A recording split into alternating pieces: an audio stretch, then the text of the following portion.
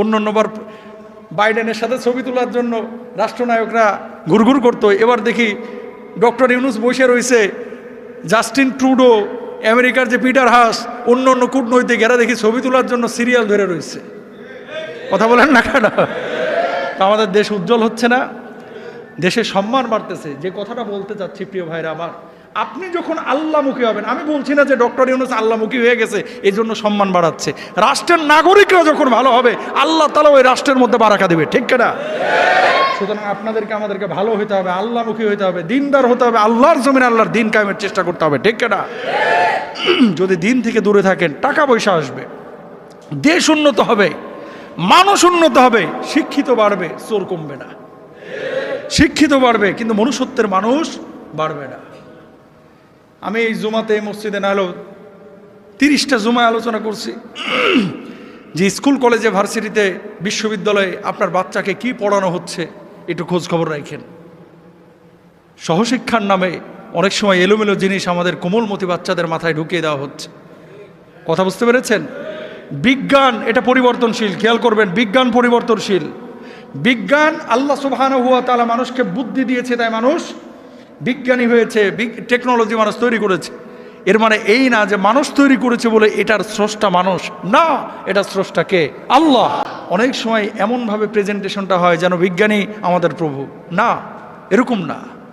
প্রিয় ভাইরা, আবার কালকে প্রেস ক্লাবে মানববন্ধন করেছি, বড় বড় আলেমরা ছিল, আমিও ছিলাম। কেন জানেন?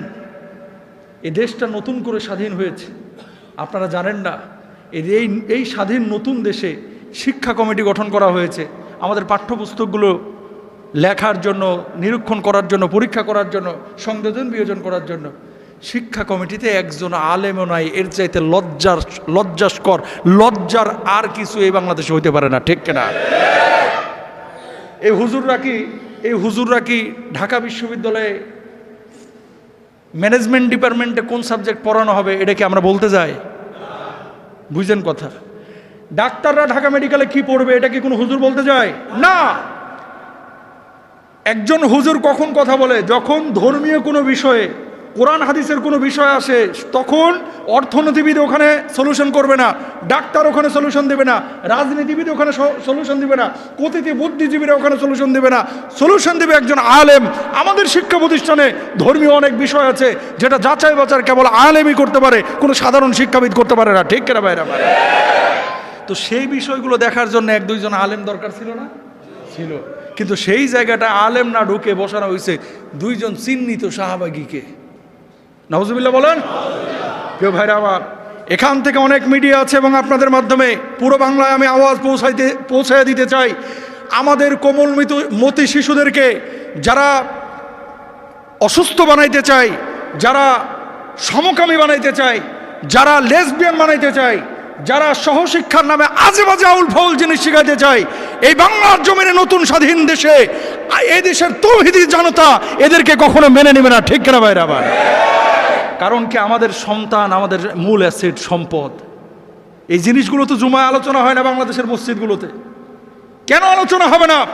আমার বাবাকে, আমার অভিভাবককে, আমার সন্তানকে সতর্ক যদি খতিব না করে, কে করবে? রিক্সাওয়ালা করবে, ভ্যানওয়ালা করবে, আপনার শিক্ষক সে তো নিজেও জানে না কেমনে করবে। এই জন্য প্রিয় ভাইরা আপনাদেরকে বলি, সূক্ষ্মভাবে আমাদের বাচ্চাদেরকে নষ্ট করার প্ল্যান চলতেছে, অতীতে হয়েছে, এখন নতুন করে আমরা মেনে নিব না, ইনশাল্লাহ বলেন। তাহলে কি করতে হবে? শিক্ষা কমিটিতে অন্তত 2 জন আলেমকে ঢুকাইতে হবে, ইনশাল্লাহ বলেন। আর কোনো শাহবাগপন্থী নাস্তিক মুরতাদ সেখানে থাকতে পারবে না, ইনশাল্লাহ বলেন। প্রিয় ভাইরা আমার, যে কথা বলতে যাচ্ছি, লা তাজআল মাআল্লাহি ইলাহান আখার। আপনার ছেলে যখন আল্লাহকে চিনবে, নবীকে চিনবে, আল্লাহ রাসূলকে চিনবে, ওই ছেলেকে সহজেই কিন্তু নাস্তিক মুরতাদ বানানো যাবে না। কিন্তু আল্লাহ রাসূলকে যদি সে না চিনে থাকে, তাহলে আউল বাউল ফাউল কিছু কথাবার্তা বলে তারা কিন্তু মোটিভেট করে ফেলবে। কখনো আটরশি তারে নিয়ে যাবে, কখনো দেওয়ানবাগি তারে নিয়ে যাবে, কখনো মাইজ ভান্ডারি তারে নিয়ে যাবে, কখনো ওই কত বাবা আছে না, এ বাবারা টাইনে টুইনে নিয়ে চলে যাবে। এদেরই সেই ইসলাম মনে করবে। কথা বলেন না কেন? এই জন্য তাওহীদ এবং একত্ববাদের ব্যাপারে আমরা কখনো আপোষ করব না। আল্লাহকে আল্লাহ হিসাবে, প্রভু হিসাবে মেনে নেব। শিরক বিদআতের সাথে, নাস্তিক্যবাদের সাথে কোনো মুসলমান থাকতে পারে না, কোনো মুসলমানের সন্তানও থাকতে পারে না। প্রিয় ভাইরা আমার, খেয়াল করেন, তাওহীদের বিপক্ষে যেটা আছে সেটা হচ্ছে শিরক। আল্লাহ রাব্বুল আলামিন কি বলছেন, ইন্নাল্লাহ লা ইয়াগফিরু আন ইউশরাকা বিহি ওয়া ইয়াগফিরু মা দুনা যালিকা লিমান ইয়াশা।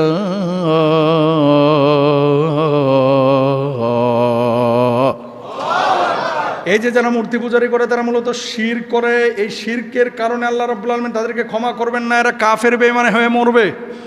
আর কোনো মুসলমান যখন এদেরকে সমর্থন দিবে, এদের সাথে কাঁধে কাঁধ মিলে এরকম মূর্তির সাথে সামনে দাঁড়াবে, শিরিক করবে, আল্লাহর সাথে যখন অন্য কাউকে শরীক করবে, আল্লাহ রাব্বুল আলামিন আরও কি বলছেন, এদেরকেও ক্ষমা করবেন না।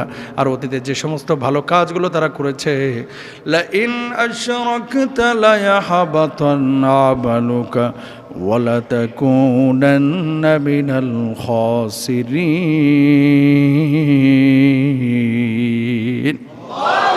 আল্লাহ রাব্বুল আলামিন বলছেন, এই সমস্ত লোক যারা ভালো কাজ আগে করছিল, এখন শিরিক করার কারণে, মূর্তি পূজার কারণে, মূর্তি পূজাদের সহযোগিতা করার কারণে, শিরকের সাথে সম্পৃক্ত হওয়ার কারণে অতীতের সমস্ত ভালো কাজগুলোকে আমি আল্লাহ রাব্বুল আলামিন মিটিয়ে দিলাম, এগুলোর কোনো সওয়াব আমি আল্লাহ তাআলা দেব না।